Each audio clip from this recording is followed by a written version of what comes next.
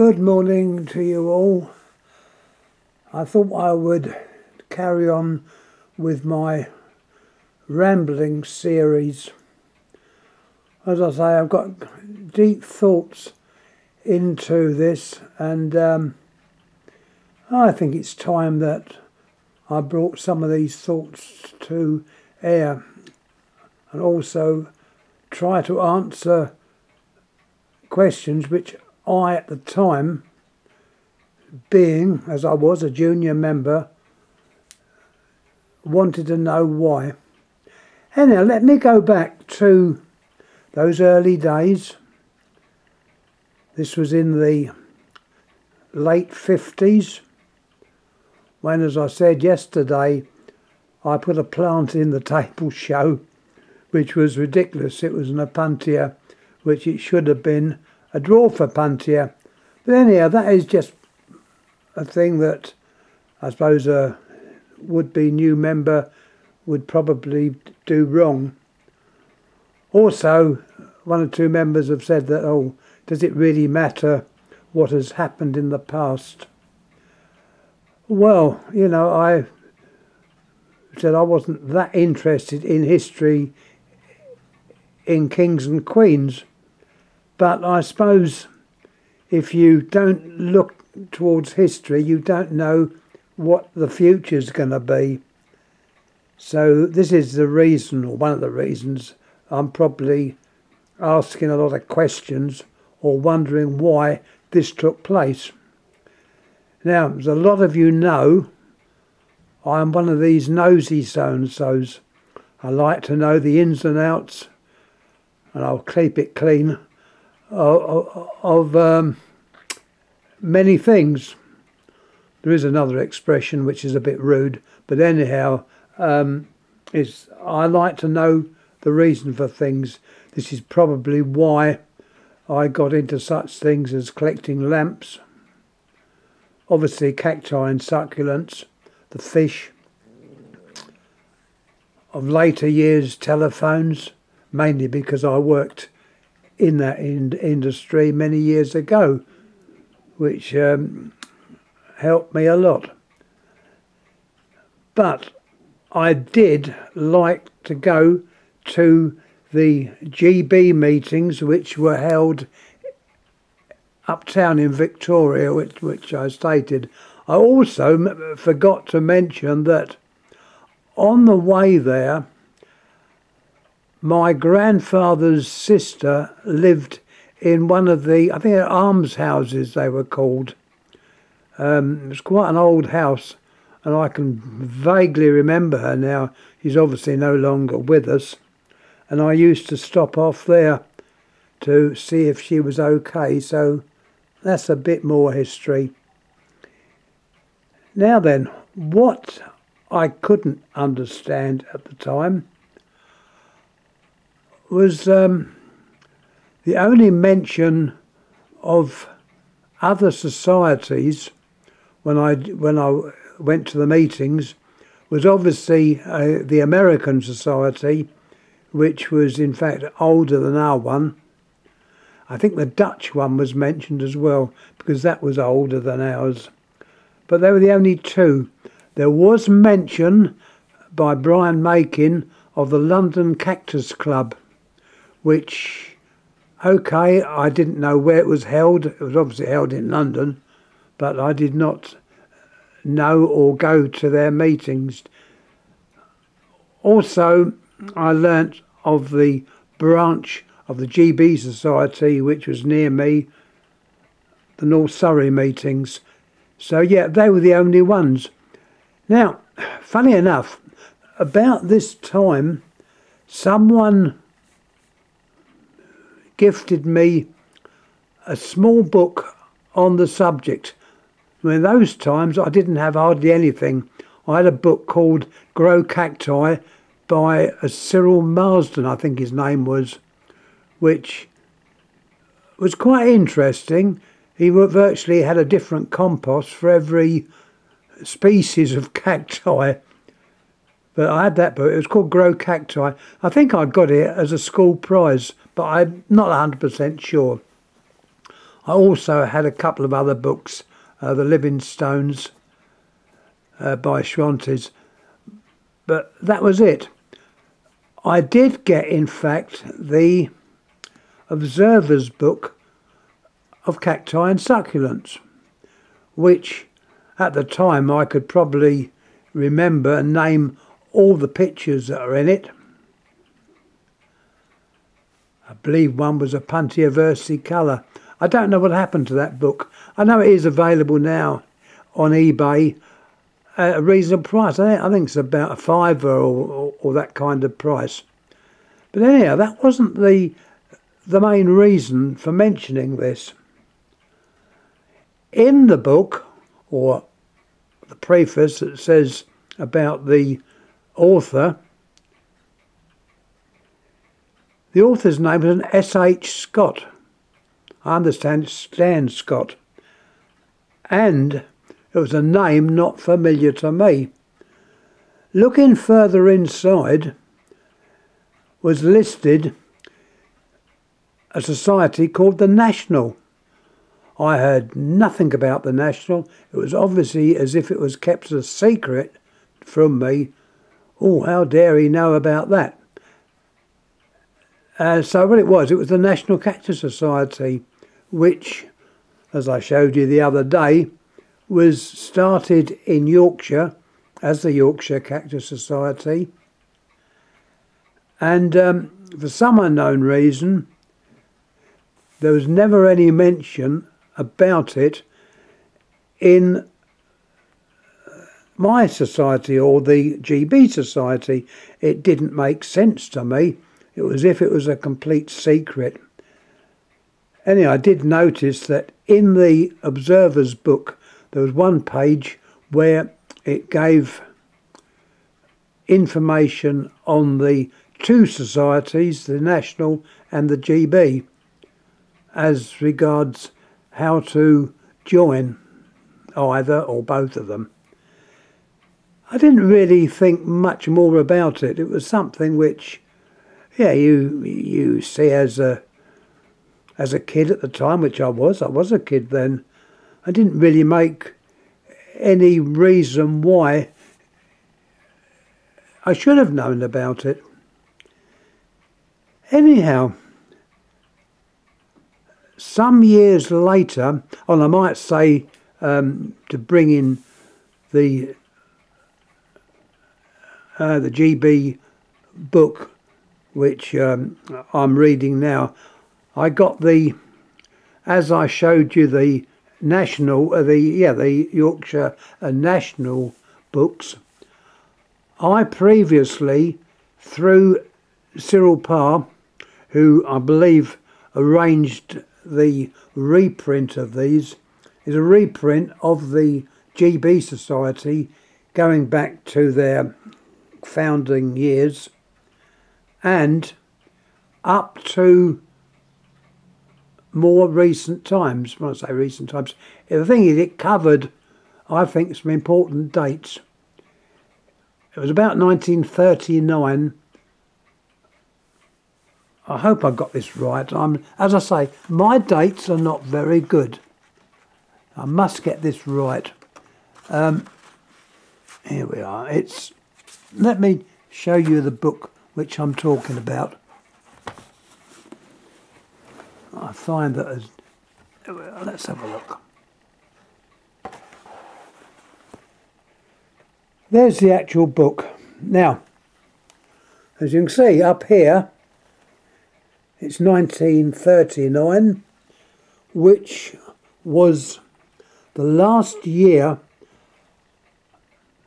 the Cactus Journal was produced, owing to World War II. Obviously, it couldn't survive through their wartime. Collections were lost. People went to war. It was horrible times. So the society decided to have a little rest. Now, in 1946, it came back into existence. in a small way, but it came back. You've got the well-known names there. Lecture by E. Shirley. Well, E. Shirley and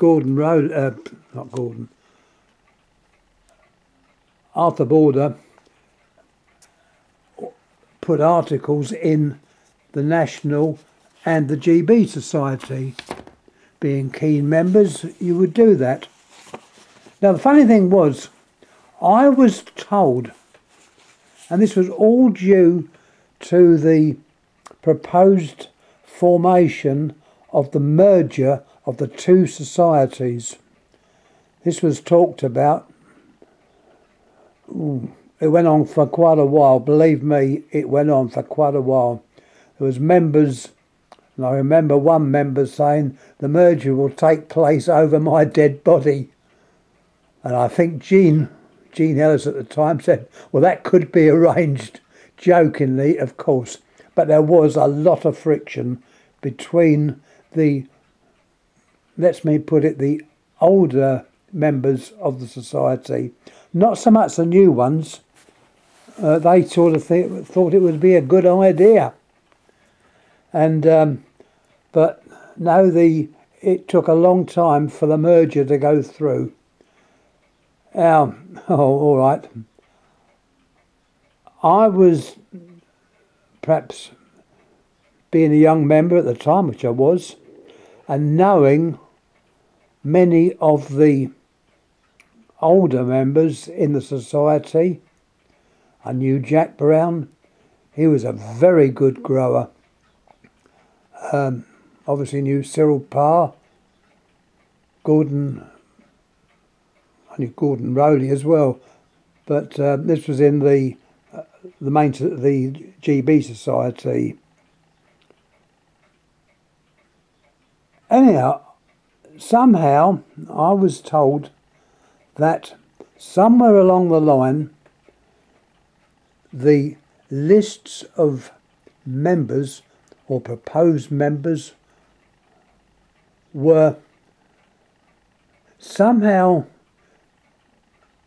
went across and were taken up by an inaugural meeting up in Yorkshire of the Yorkshire Society, probably in a house in Guiseley, but I haven't got any proof of this.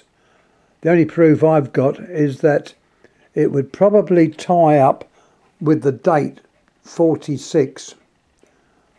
And did it happen that a list of names were taken and used elsewhere? I don't know. But that is the theory. And I want it to be carried on because dealings like that do tend to smell. And that one certainly did. And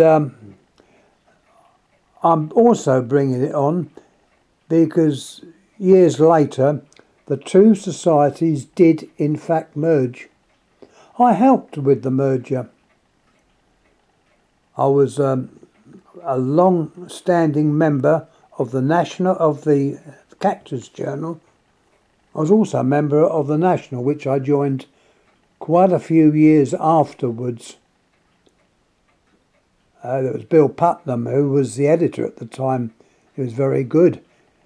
Hey, poor old Bill, as I say, I knew him and his wife Pam. So many nice people in the hobby that I knew, and obviously these members are no longer with us anymore.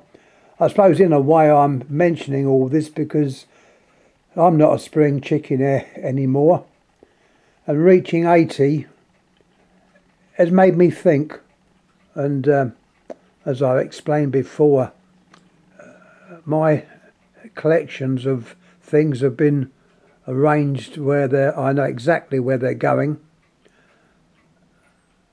and I think they're the sort of sensible things to do. But anyhow, let's get back to the merger. The merger took place and it was marvellous. I showed you the journal they now produce, called the BCS, British Cactus Society. They changed the badge. The badge originally was made up of the old GB badge and the national badge showing the white rose of Yorkshire. They no longer use that. They made it up into a, well, I don't think it's a very particularly good badge, but anyhow, that's neither here nor there. It did progress. They produce a very good journal, and I would recommend anyone interested in the hobby to join. Mind you, I have got a niggle still, and I think going back to underhand things which obviously took place perhaps in the 1946s. When the merger took place, all the members of the GB were removed. When I say removed, their membership numbers were deleted. So I joined in 59 or thereabouts as a kid, and I respected the fact that by the time I'm getting old, which, okay, I'm old now, I would get a decent membership number corresponding to when I joined in 59. Oh no. All they did was to take the GB members, lose their original numbers, but members of the National they kept. Okay, we hear the fact that one of the founder members boasted at a meeting where he was sitting next to Gordon. That was our Mr. Roan. He was boasting that he was number one in the society, which, okay, he would have been number one in the National, but the combined journals he certainly wouldn't have been. And I, at the time, was sitting next to Jean Ellis, who I knew very well at the time, and she more or less bid me for saying anything because she knew that I was quite annoyed and would have loved to have said something, but I was prevented to. Anyhow, that's the little story of that. Sorry to put this out, but I felt that it had to be said, and I'm still bitter the way the merger took place. I don't know who I blame, but it did happen. I can say that most of the old-timers have now gone. They've passed away. And this is how the merger took place. Up to them being alive, there would have been no way the merger would have taken place. But it did take place, and okay, the information that is used are very good. Whether I'll be allowed to renew my membership, I don't know. After seeing this, perhaps not. But that's how I felt at the time. And yeah, it was a bit of history, and it explained a lot of things. Why wasn't any mention of the other society when I was a kid? And lots of funny things that were, passed about that you'd heard about. Anyway, I'm going to stop now. I've said quite a lot. I'd recommend anyone out there who is interested in the cacti and succulents to certainly join the BCS. I was a founder member of the MESEM group, which is still going, and that is a very good publication if you're interested in the stemless mesems, plants like Lithops, Conophytum, Titanopsis, Fenestrarias, you name it. An interesting group of plants. Also, I was a founder member of ASP, the African Succulent Plant Society. That is now no longer, it's seen time, and it no longer exists, which is a pity. Hopefully, perhaps one day someone may pick up the reins and get it going again. Also, the Asclepiadaceae group. That was the brainchild of, I'm trying to think of his name. I unfortunately forget names, but he was connected with a hospital in Epsom. His name will probably, his name will come to me when I close this little talk. But he was very, very keen on the Asclepiadaceae, and he started a journal which was helped along by ASP, because it was thought that ASP, the interest within ASP got several other societies going. The Euphorbia Society, I think at one time it may, I think that was formed before the Mammillaria Society. That was formed a bit earlier than that. But anyhow, they are a little bit of history there. You're probably going to tell me that a lot of stuff I've given has just been sort of a complete waste, but it's a part of history and it has been included. So once again, thanks. Any comments, please make. I know some of the comments may be rude. I don't care. So many things have happened in the past, and I suppose because I'm 80, I feel that things should be mentioned and brought to life. Because let's face it, once I've kicked the bucket, where am I going to get my stories? I won't get them from me. I should be 6 foot under, or thereabouts. Anyhow, thanks again. I'm going to clear down. I'm going to make myself a nice cup of coffee. I've been out to the greenhouses, which are not doing too bad. In fact, the weather's quite mild for the time of year. It was an exceptionally mild, and yesterday, so is this a sign we're getting out of winter? I don't know. Anyhow, I'm going to finish now.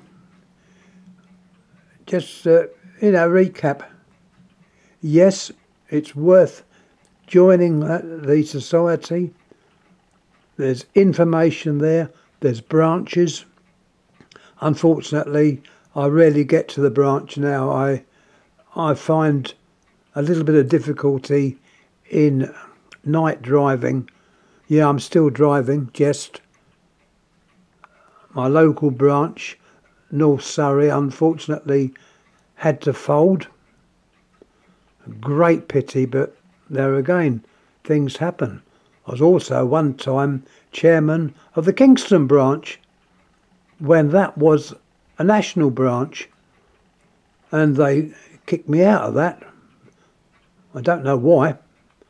I offered to resign the post several times, but no, they had to underhand it, and I was kicked out. The gentleman that kicked me out was not a very nice character, and he is not with us anymore. Anyhow, I'm going to stop talking. I don't want to say things I shouldn't say. So thanks again for watching and listening. Thank you.